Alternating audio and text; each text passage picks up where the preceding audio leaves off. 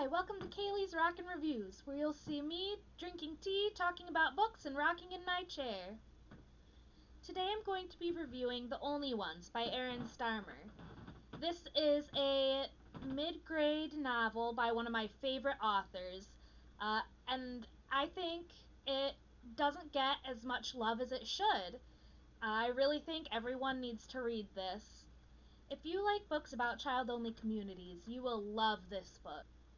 This book follows Martin, our protagonist, who lives on an island secluded with his father, by his father's choice. So this is already different from other child-only communities, because Martin is already secluded from other communities and hasn't actually been involved in one for his entire life. While Martin and his father are on this island, they are in the process of building a machine, which Martin's dad will not tell him what it does. He just builds it. He doesn't go to school. He doesn't really have a lot of friends. He ends up making friends with one kid who comes to the island in the summer, and they have clandestine meetings. But other than that, he doesn't have friends. All he does is build this machine with his dad. So when everyone disappears, Martin at first doesn't even notice that they're gone. His father has went away to go find the last piece of the machine, so he doesn't even know the exact day that everyone disappears. They're just gone.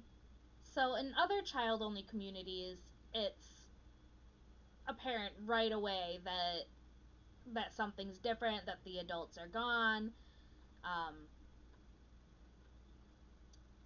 A lot of times they'll just poof out of existence right in front of their eyes. On the Netflix series Community, all the seniors get on a bus, and when they come back from the bus ride, everyone's gone. So they find out rather quickly.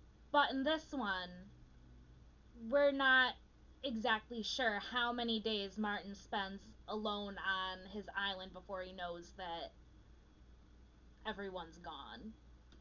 Another thing that makes this book unique is that Martin doesn't have a mom. He actually makes the joke that he was an immaculate conception, which we see in other stories, but it's the absence of a father.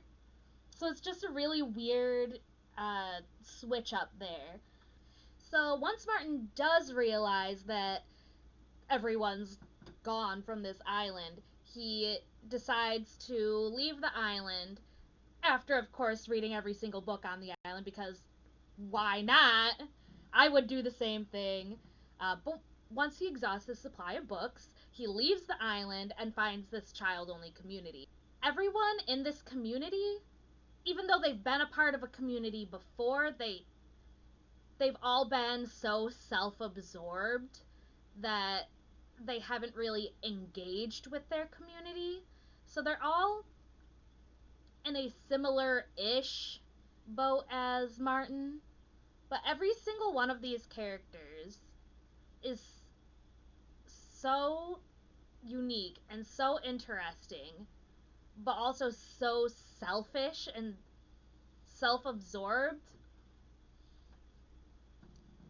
that it really makes this book stand out. We don't really have any antagonists. We don't really have any really, like, I don't want to say good characters, because they're good characters, but they're not, what's the word I'm looking for here? Benevolent in any way, I guess? That's still not quite the right word, but we'll go with it. They have a sort of you scratch my back, I'll scratch yours basis for their community that they've created.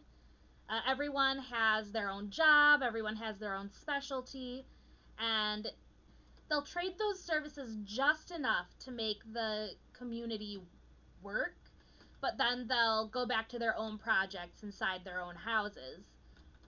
Which isn't to say that those projects aren't really interesting.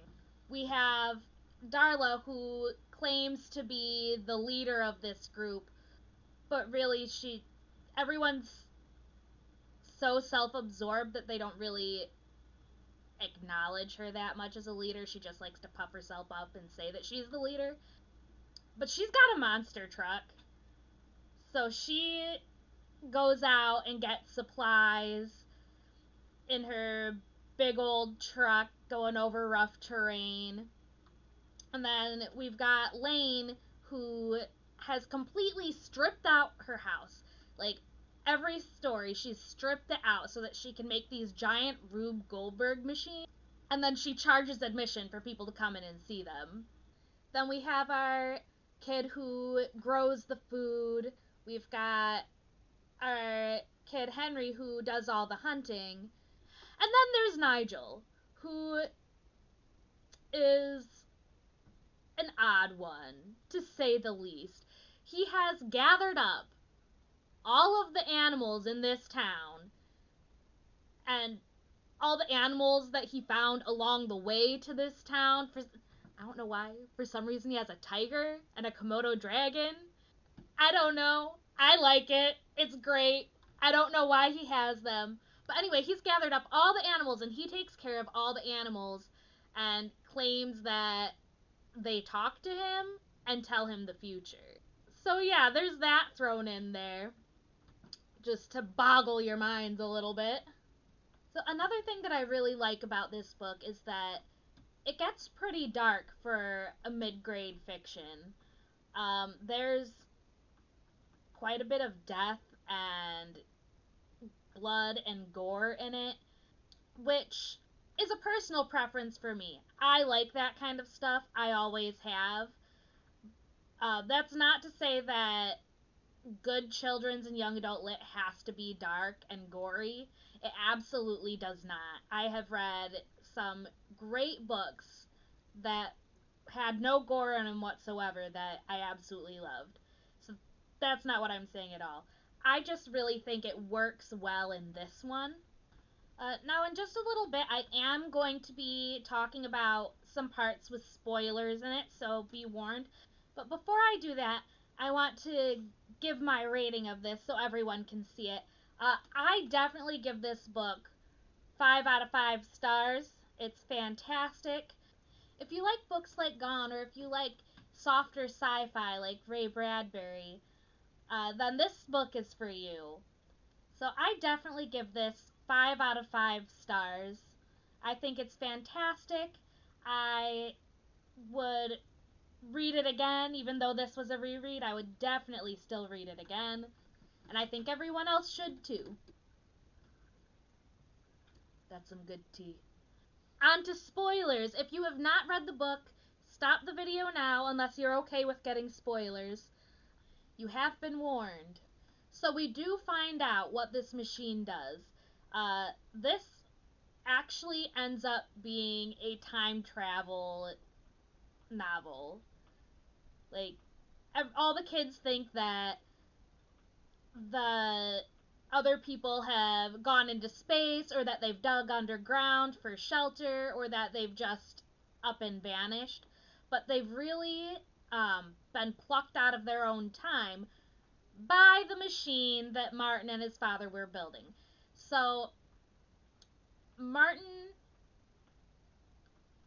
thinks that this machine is going to help get everyone back from where they've gone. So he ends up building a larger version of the machine, thinking it's going to take them into space and take them to all the people who've disappeared. And how it works is you have to put a gift from the person you're trying to retrieve into the heart of the machine. And that will pluck them out of the time that is set on the dials of the machine. Some kids try to pull off their braces and use braces to bring their parents back since their parents paid for those for them.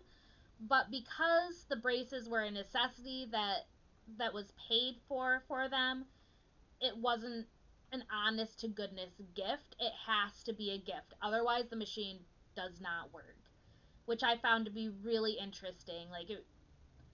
it really sets up limitations for how to retrieve people. But this uh, brings about some questions, some ethical questions, because since the machine plucks people out of their time and brings them into this town that the kids have created, it's actually the machine that caused the day, referring to when everyone disappeared. It plucks them out of the day and brings them into the present. So there becomes this question: should Martin face repercussions for causing the day to happen? Or not, since he also reunites everyone with their parents and their family and their friends. So a lot of times, uh, time travel narratives really don't do it for me. I'm really hit or miss when it comes to time travel. But I think this one really works because time travel isn't used as an easy fix. I know in a lot of stories and a lot of movies, time travel will just be used to go bring people back from the dead, and we'll just leave the plot holes there. They don't matter. But with this, it's used to really complicate the story. Like, it doesn't really leave a lot of plot holes because Martin had to make the machine. He had to pluck everybody out from the day because the day already happened. So it's left with no choice. We're in this loop. And it leaves us with a lot of questions, like the one about should Martin have done it, but also why were the kids in this town left? Why were they the ones that had to be there to bring everyone back? And I think a lot of what it is because even before the day happened, these kids were so involved in their own lives. Like, they didn't even see anyone disappear. They were so involved in their own lives that nobody would have even brought them to this present. It's a very cyclical thing, and I don't think there's really a right answer.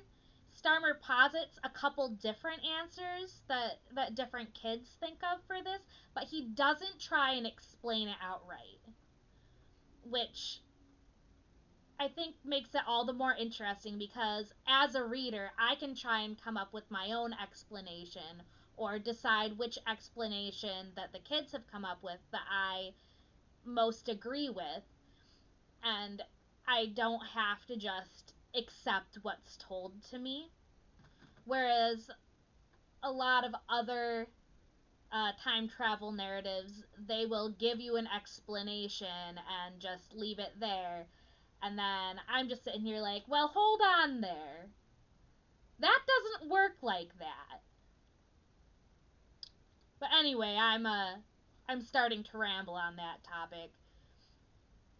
But yeah, I really love the way that time travel is treated in this, and I love the way that the kids are treated intellectually in this.